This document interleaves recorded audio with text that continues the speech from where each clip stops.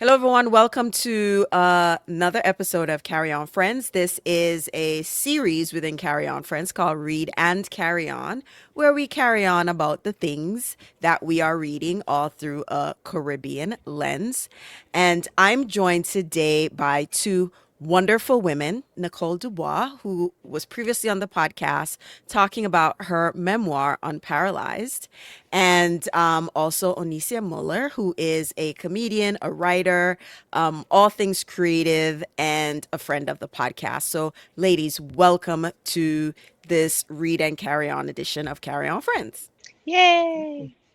All right. Thank you for having me. Thank you so much. Yes. Yes, yes, wonderful. All right, so in this edition of Read and Carry On, we're going to be talking about the book Honeysuckle and Bone by Mhm. Trisha Tobias. And that book was recommended by Nicole after our conversation back a few months ago. And I'll give you a brief synopsis about the book. The book is about Karina Marshall, and she's on the run from some deep, dark secrets, and she's looking to reinvent herself.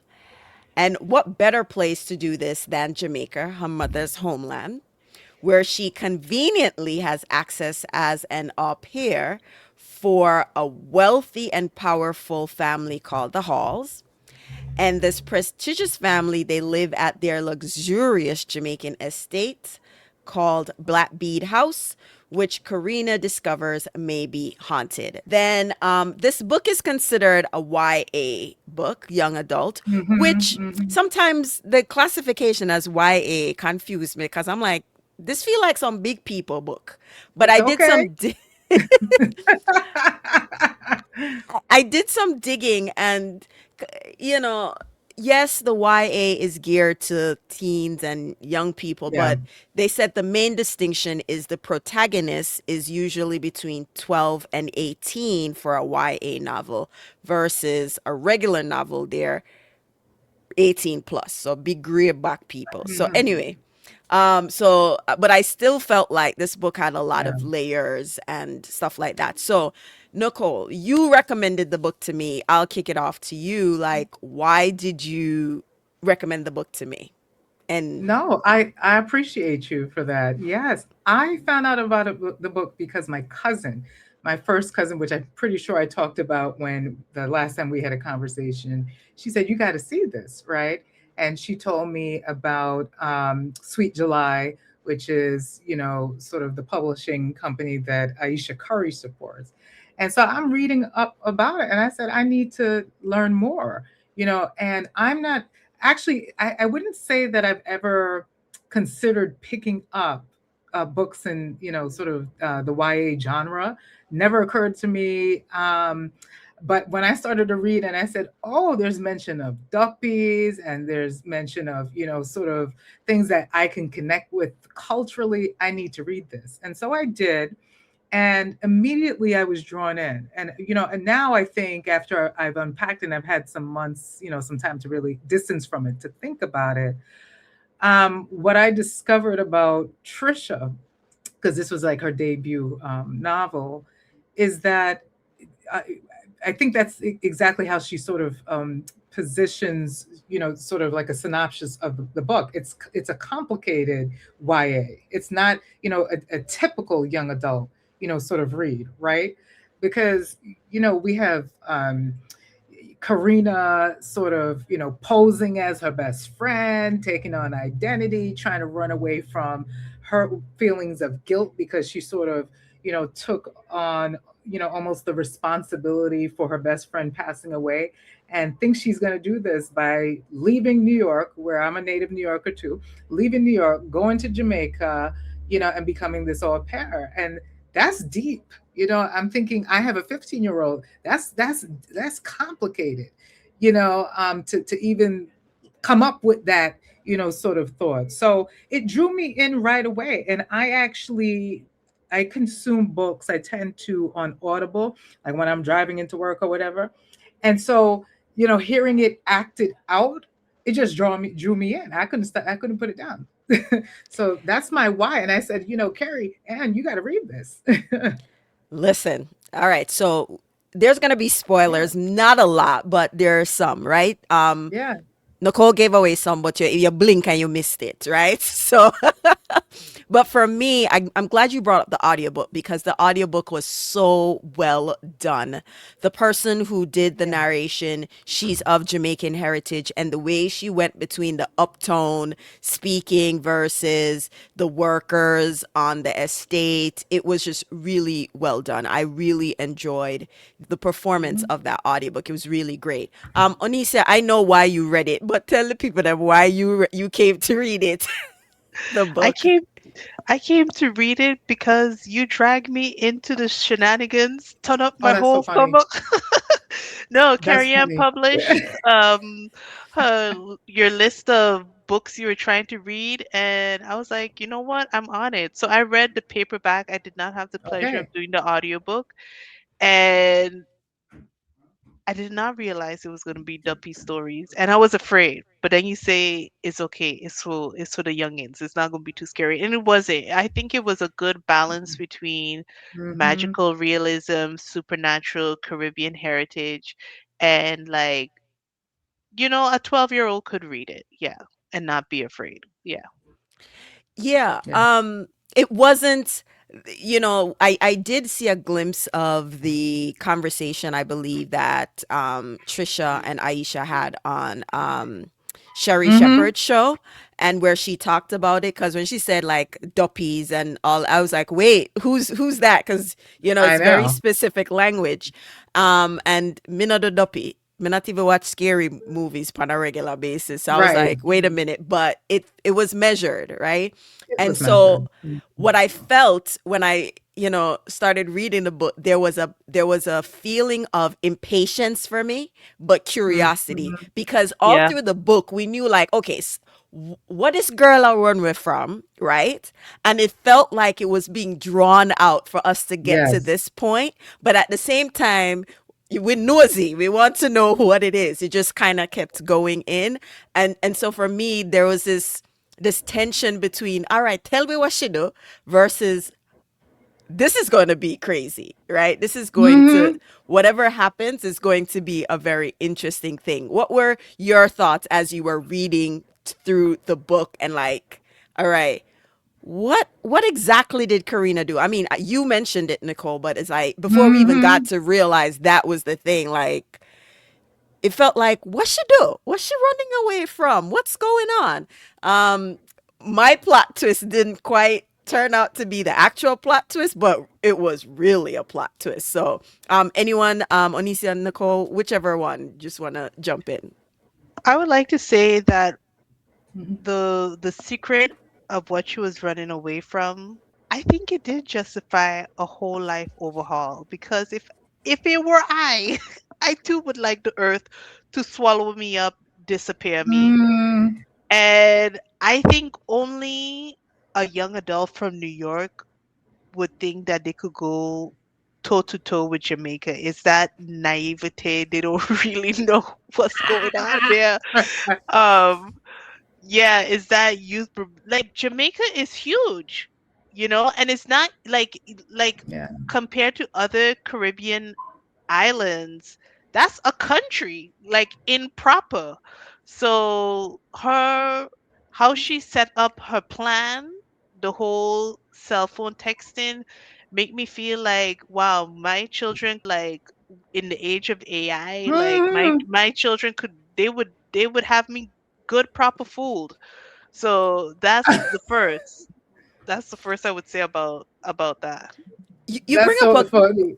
yeah, Yeah. no, you bring up a good point. I Yes. was very, like, it was very like this age of social media, and actually getting an insight from how the kids, the young person's perspective of Mm-hmm. how much the impact of social media was having on them, to the point that they were like, okay, I'm just gonna pack up this life and start a new life. Now she start the new life scammerish, but you Hey, let me I was gonna say very Jamaican, but let me be nice. Let me be nice. I Let me be mean, it is what it is, right? It But is what it is. It's so but funny because it must have been the 1970s. My mother she moved to New York from Jamaica when she was like 11, right? When she was 16, she ran away to Jamaica. She got on a plane and left New York City and went to Jamaica. My grandmother had to go and get her. And of course, Wow. that's before social media and everything. But I was just picturing, a young adult, a teen, which that couldn't happen now. I was like, oh, what were you doing? I was like, I was prim and proper as a 16-year-old. You ran away from the whole country. You mad? But to have, developed this plan and executed upon this plan because she needed to get away. Hmm. And so, but to your point, fast forward to, today, like I said, I have a 15-year-old wrapping my head around like what it would take to put together such a plan, you know, um, and to actually execute upon it. That's complex. I took my first solo trip when I was like 36. So I can't even imagine. And I mean, let me just give context to listeners who might say, but mommy and daddy used to send me on plane for go back to Jamaica and Trinidad every summer. No, it was not that. She hadn't Nuh-uh. been to Jamaica or stepped No, foot on the land. She hasn't gone back to Jamrock in a long time. So it's come not on. that. In ever, because She the family was actually actively keeping her her from her from heritage. Jamaica. Yes, Right. Right. that's right. Hmm. So it's not that she was familiar and know the Yeah. ends and know where to go. She was just like, all right, we're going to Jamaica. How hard could it be? You're like, ma'am, like, how hard can it be? All right. So she gets to Jamaica. And I mean, one of the things that I appreciated about the book was how much this theme of the duality, right? So we're talking about Jamaica, but it could be someone from Trinidad or anywhere, right? So Nicole, you fall into this category because Yeah. Onisia and I are born in the region where, you know, as the author, creating this connection to a Hmm. place that you weren't physically born, but there's a really strong Yeah. connection.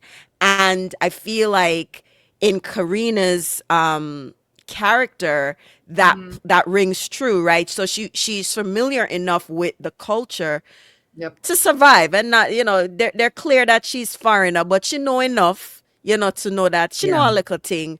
And I appreciated that, because that's my cousin's life, that's your life, and I thought that was very important to see a novel from that perspective, because I feel like there's a lot of novels that are based in the islands, the Caribbean themselves, versus from the perspective of someone like Trisha, or like your book, Nicole. So I'd like Hmm. to ask you, before Onisia and I, Yeah. kind of jump in, like, how much of yourself did you find, did you see in Karina? Not necessarily the runaway and all of this, but in terms of Hmm. reconnecting to back home.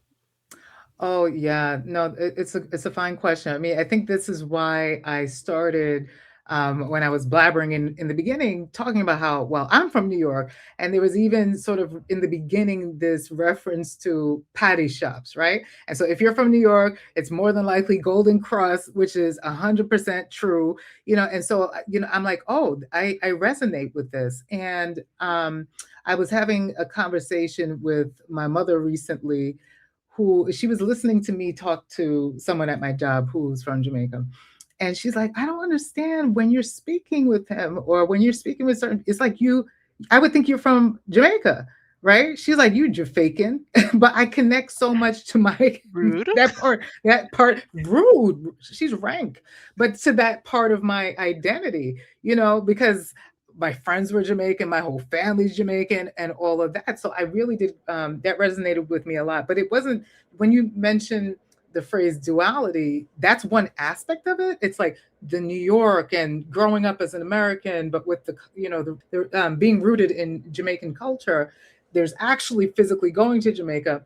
But then there's Karina, and she's, one person, but then she's acting, like her best friend, right? And I know that was a spoiler. And so there was that. And so there's like this identity thing that's happening for her as well.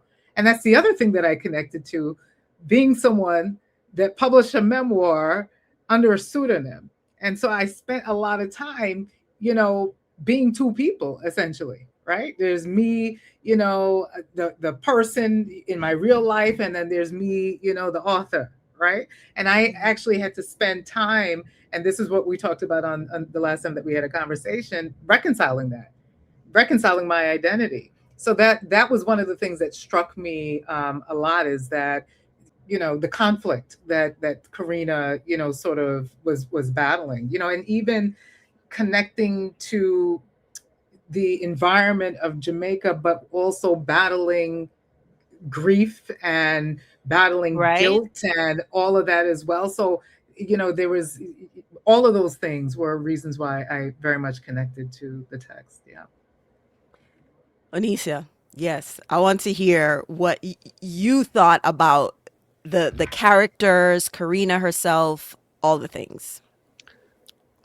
Um, so when it's revealed in the end, I thought about how important is it to really tell our children the truth about themselves, and how, because like the message of the story is, no matter how hard you mess up, if you tell the truth and you choose to make better decisions, you can go forward from there.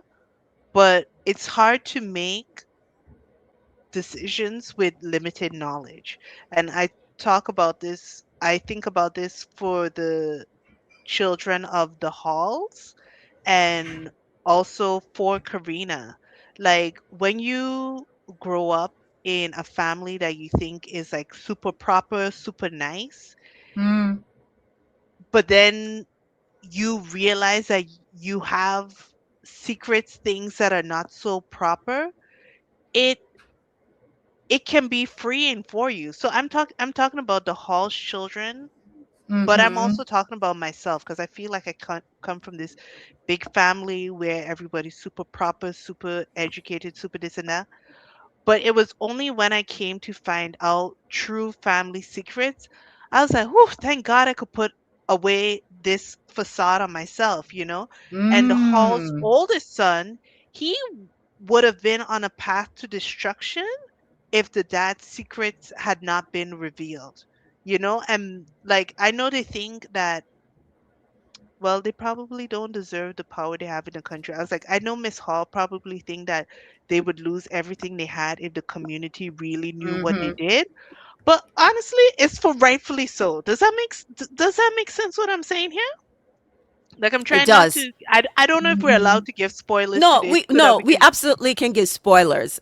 Because Okay. the point is and as parents, you know, all of us here are parents. We don't have a manual, we don't have a blueprint. That's We're right. making the best decisions in real time. So now pick up for the hall. So in their mind, they think Yeah. that this is the best decision Mm-hmm. for the children, right? Hmm. And you know, there are many of scenarios that we can see where the parents are making the best decision for the child. The Mm-hmm. challenge with making the best decision for the child, right, is when they become an adult, when do you think you can have the conversation that you are protecting them from when they were smaller? And that's always the Mm-hmm. challenge, right? So Yeah, But you like can we have this conversation in stages. You know. No, You. that's I right. don't know the answer to that because you know I could be guilty of something couple years from now. My kids might say, "Mommy, why you didn't tell me?" I don't know, but it's what I've observed as a pattern in this story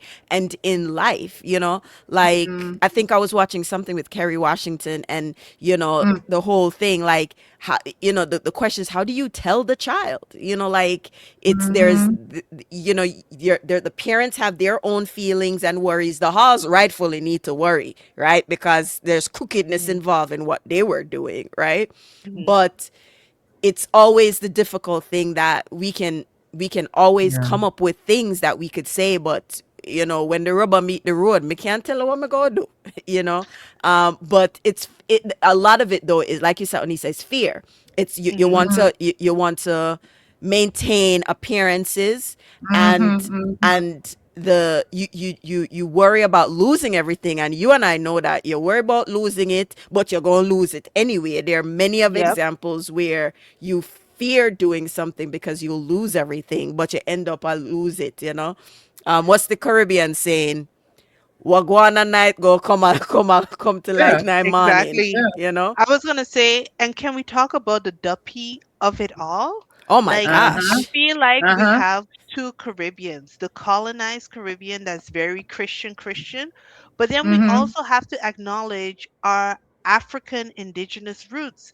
And I feel like Yeah. sometimes people, like, she went to the witch doctor, and I Mm. feel like if you want to go to the witch doctor, you need to go making informed decisions. You can't just go in those places because you don't know where you're going to pick up when you leave. So I'm not saying that she's not supposed to go, but I feel like if we have these conversations with our children or give them some exposure, there would be like like how what can I reveal about my knowledge of the dark arts?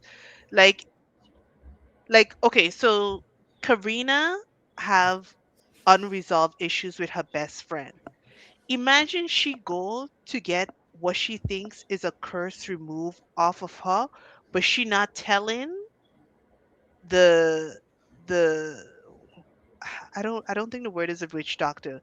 The full stories. You can't get the right remedy if you're not coming with the full story. Oh, You know what I'm Oh, that's saying? deep. so let me jump in. She went to the Obia woman. Let's just Yes. call Oh, it what it is. yes. That's, She that's why went to the I was Obia like, what's the woman. word? Yes. She went to the Obia woman in Jamaica. Yes, go on now. Oh, yeah. So she went to the Obeah woman in Jamaica, and I feel like things might have gone more differently if she was more open and honest about what's happening. She lucky who was after her was not a bad spirit, you know? Because they, from I my thought you were going to limited say open with understanding. her mother. You went in a whole different Okay, direction. okay, She said No, open no, with but an she Obia never. woman. well, let's She talk did. about Ariel in the Little Mermaid. It's the same situation. If Triton wasn't real with his daughters about who Ursula was, Yeah. then she would approach this thing with more knowledge and more caution instead of you making crazy deals. But yes, she need the hey yo, that mother really lucky she didn't lose her daughter in the Listen. jungles of Jamaica Listen, I'm because them halls was not playing. Them halls was in no. deep. um let's the hall, because it was really one hall at the end of it, right? That Okay, was not playing. But coming back to the point, she didn't pick up and go to a Obia woman on her own. So she is a au pair on this big sprawling Mm-hmm. estate, and the estate have other workers, the pool person, all these other Mm-hmm. people on the estate. So they don't trust her because she had a foreigner, and of course it gets territorial because who like who, and all the things that happens, right? So it was the guy who said, are they something? They suggested that she goes to the Rita Mm-hmm. Oman, the Obia Mm-hmm. Oman, to figure something out. Mm-hmm. But before that, she didn't really just say, okay, the rolling calf or the cow or the every whatever came out in the thing made her realize that, okay, she's scared, she not sleep, nothing. Something is happening that pushed her to do that. So she never really do it on her own. But to your point, Onisa, she because she knows some aspects of culture, we it's taboo to talk about Obia Yeah. because we're a very Christian Yep. region and we don't talk about it. She not really she know that it's like, I'm not sure, but she not understand the magnitude of making such a decision, right? So mm, it goes back to your point, right? We might say, well, regardless of what everyone will say about colonialism and how people feel about Obia, we need to understand what it is, so Mm-hmm. they Mm-hmm. to make a informed decision. So she mhm. goes there on the bike back, which when she describing the drive on the bike back, me say, please God, no make them drop off of this bike back at the rate they were going in this rural place, right? You know, if you've never been to, if you've only been to Kingston and haven't been outside of Kingston and you are driving at night, it is just pitch black in Jamaica, right? Yep. There is just, and the outline of the trees alone is scary. Me can tell Yeah. you that. It's just Yeah. ridiculous. So them on this bike driving through was just like, that was terrifying enough for Right. me. But she made that decision because one of the coworkers informed her. Hmm. And then, as you can imagine, all the rumors and missing people and all of that, they just kind of laid the groundwork for all of this suspense. And I really said, all right, the Halls did something. The big son, him guilty, him guilty, him guilty. That's how I thought because of Hmm. how they had set it up. But as it went on, I'm like, it's too obvious, right? He's too obvious to be the guilty person. Now, switching a little bit in terms of the portrayal and the, because we touch now on the co-workers, the portrayal of life on this estate, the workers, what what are your thoughts of how that relationship is, it plays out in the novel? Because I personally feel like, this is typical settings of rich and poor, The uptown, class, downtown, yeah, the the class class. issue. Yeah, yeah, yeah. Yeah, Hmm. that was a big part. Yeah. Onisa, what your thought on that? Hmm. So I grew up and we had a maid, and um my aunt, she actually had live-in maids, and that was what do you say, a bridge too far for me. That is kind of weird to me. Are you talking about the class dynamics Mm-hmm. of the whole situation? I think if you pay people a living wage is okay. I mean, I'm some not asking people. if it was right or wrong, but I think, Mhm, for you, even for you, Nicole, like what you know of Jamaica and how it was Hmm. represented in this particular story, Hmm. Hmm. specifically, um, because if someone else listens to this, watches this, they may not realize that mhm. this happens in Jamaica, right? Oh, Like, it wasn't too far a concept for me because I feel yeah. Right. like I've lived a little bit of that and seen other people live with more Mm-hmm. on hand help. Um, I think the strange part, well, I've never worked for a politician. Just the covering people's sins I don't like. I want to clock in, clock out. I don't want to be responsible for whatever dirtiness you got going on and keeping secrets. So that's the only thing I could say about that. Mm. Yeah.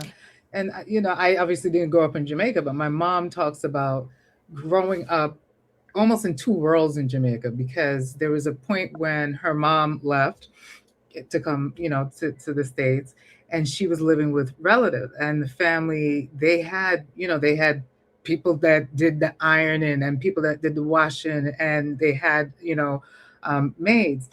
And she also lived, where my grandmother and her dad lived in a one room house. So she did that, right?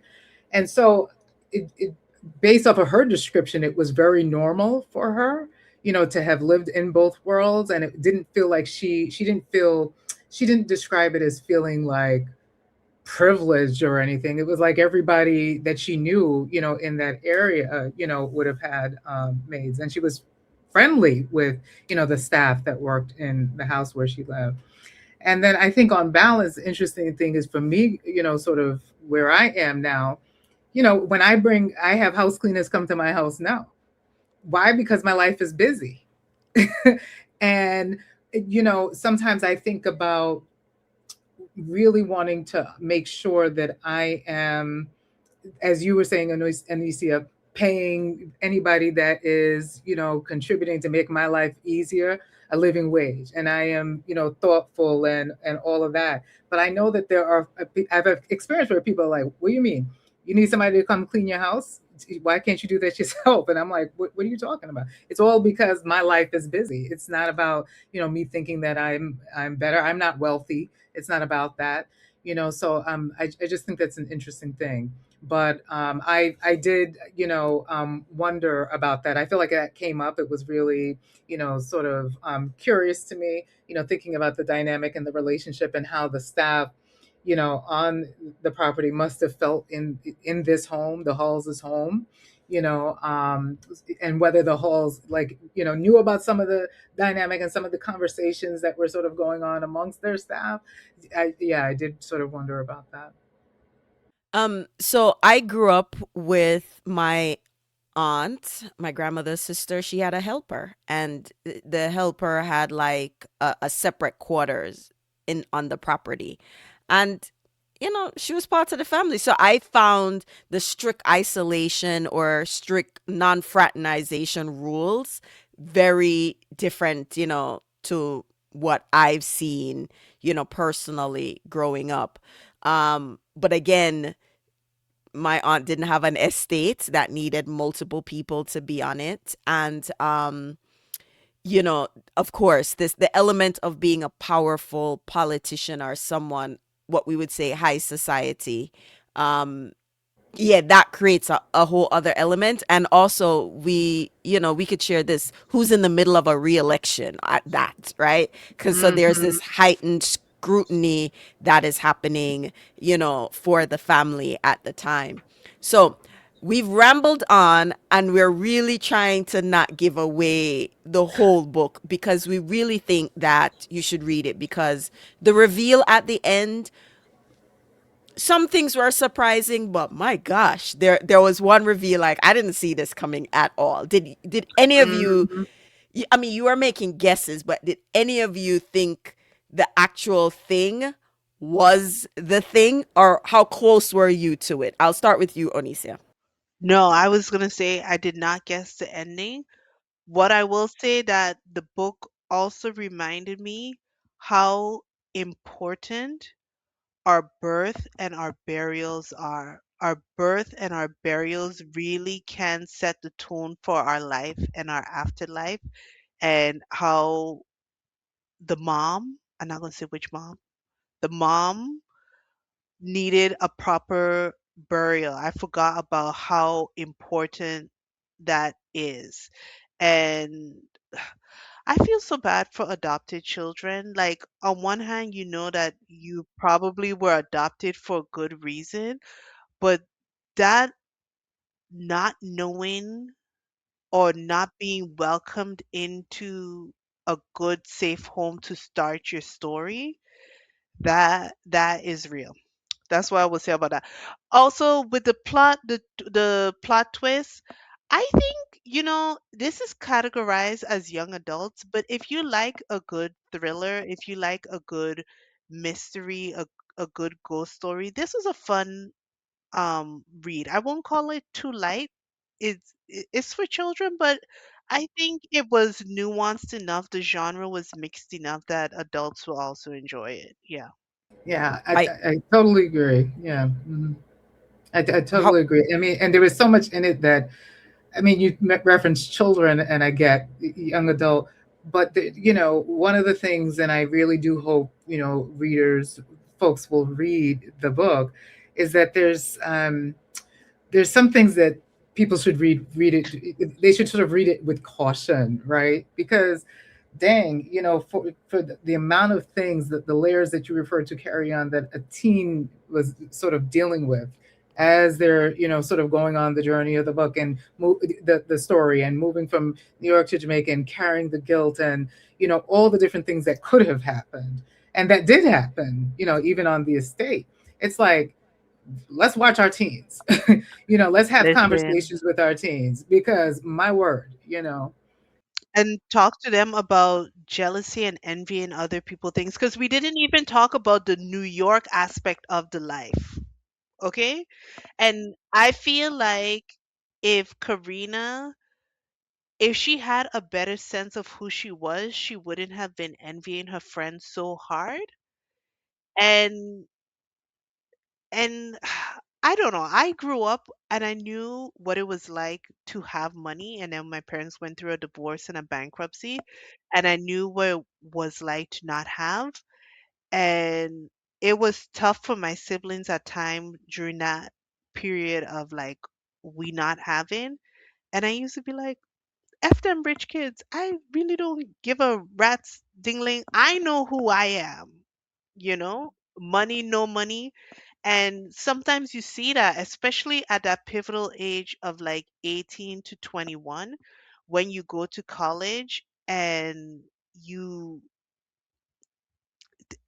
protect the youth.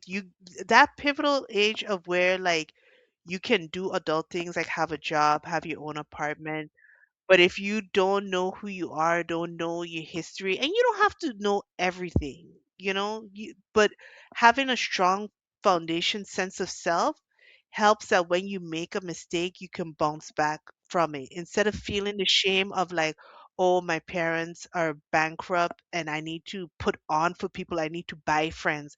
Be like, no, money is very limited. I'm not buying friends. Same for Karina. She was trying to be joy. She was trying to be joy, and everybody was like, "You're not a joy." And I think that's like very symbolic, like you trying to be something you're not and just be yourself. I agree, and I think as I was watching this, not watching, but like listening and reading Mhm. at the same time, I thought about how much my upbringing is so different that it grounded me in a particular way. I went to an all girls high school in Jamaica, and within Mhm. that, there's a mixed population, people who don't have and people who have, right? Mhm. Hmm. And, the conversations that you now have to have with children about, hey, as you get older and as you go through school, you're going to come across other students or classmates or schoolmates who are going to have a lot more than what you have. And it's the conversation Mhm. that it doesn't make you less of a person, right? It's just, and it doesn't make them a bad person. It just makes them different. But that difference shouldn't change fundamentally who you Mhm. are. And that's very hard to do because I didn't have social media back home when I was growing up in Jamaica. I went home and I went home, right? They Yeah. did what they did and they lived in the rich area and I lived in my area, the hood. And that was that, right? Now you see into the other person's life even when Yeah. you're home. And I think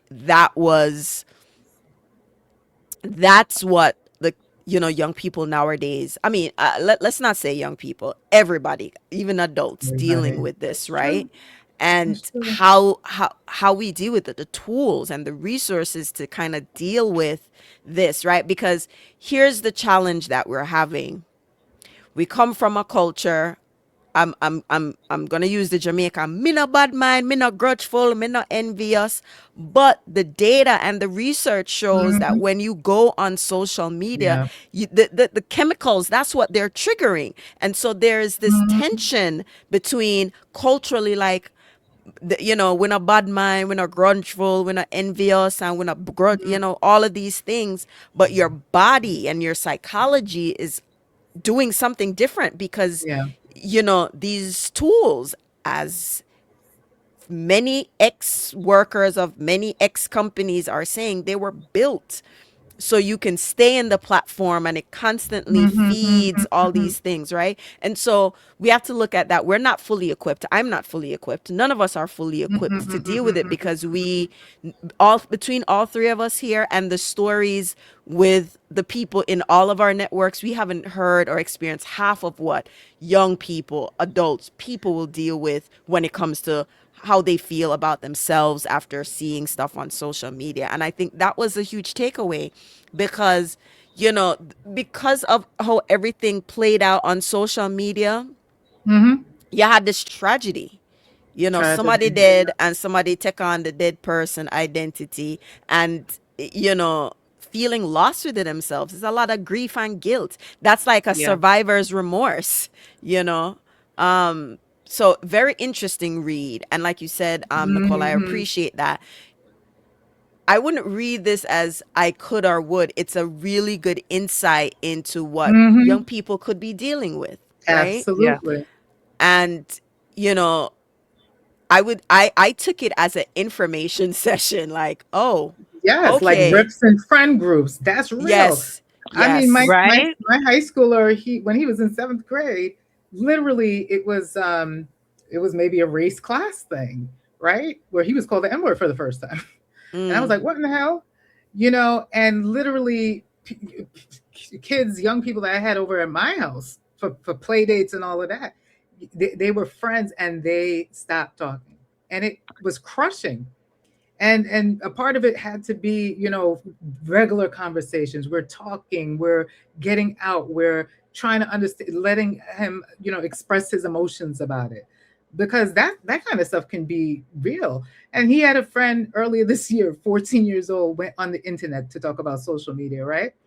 Well, he was looking at a girl. Turns out the girl wasn't a girl, it was a man, big Oh. man, asking for money.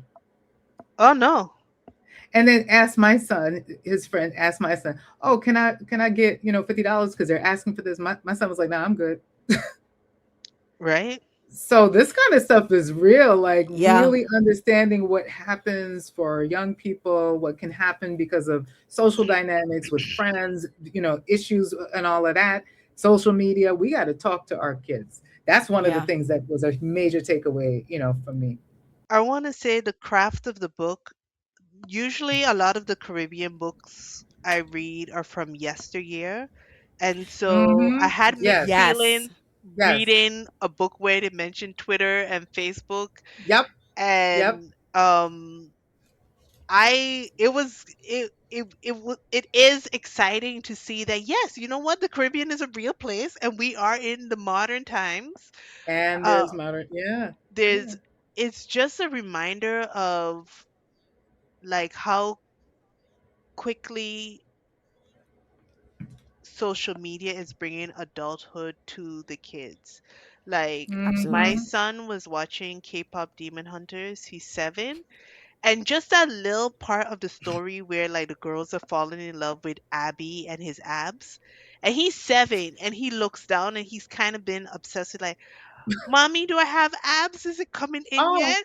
And I'm like, "You don't worry about no, the wait till abs. you're 8. Don't worry about that, you know?" And he's only 7.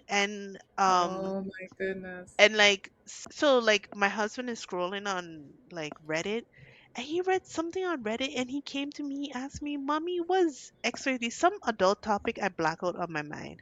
And I was like, "Well, who said that to you? Where you hear that?" He's like, Mm, "I seen it on Reddit." The topics is the internet is bringing information to them no, it is true. faster and quicker. And yeah, like this AI, like sometimes I don't let them go unsupervised on YouTube. Yeah. And yesterday, I thought they were watching something educational, and I look at it and they got spelling typos in the video. It was like one of those ABC videos where it's like A is for apple, and then they spell apple wrong. And I was just Yeah. like, are they watching AI slop? Like somebody was just like, give me an alphabet video. Anyways, Right, right. but yeah, so Honeysuckle and Bone was Yes. made the Caribbean a real place and also was Yeah. insight into how much kids can do, how much adult and baby 18 is at the same time. Yeah. And I really love the descriptions. Like I've read books where they describe the Caribbean, but it was from a perspective of someone who sees the Caribbean every day. Seeing it from an outsider's perspective, the descriptions of the book Mm-hmm. were really, really Yeah. well written. It was a good beginner course for foreigners who have not been to the Caribbean Mm-hmm. to get an idea into it. So good job to the author. Yeah. To Trisha. Trisha, Yes. my Yes. fellow Fordham Ram, and she's so down to earth, and she's a Jamaican American, and I love it, and accepted my connection request on social media, and Oh, so which nice. is really cool. Yeah, no, I really appreciated it helping me to break in, because I'm usually not huge on fiction. Like I said, young adult, that genre is not, a genre that I would normally say, yeah, let me pick up a young adult novel. Like, no, it's just, that's just not my thing. But this, maybe because of all the different ways that I connected to it, it just pulled me right on in, and I'm so happy it did. So, great read. Wonderful. Honeysuckle and Bone, a good read. We deliberately was hopscotching over all the major things because what we mentioned is not even the full story, and we really want you to enjoy it. There are other times I'll full spoilers, but I think this one, because it's a YA, it's out of what we'd normally read, but it was just so layered. And I think that's what it means to be of Caribbean heritage, to have layers, right? To be connected to a region you weren't born in, but have really strong connection to it. Connected to a region that has all this massive impact on the world in terms of culture. So,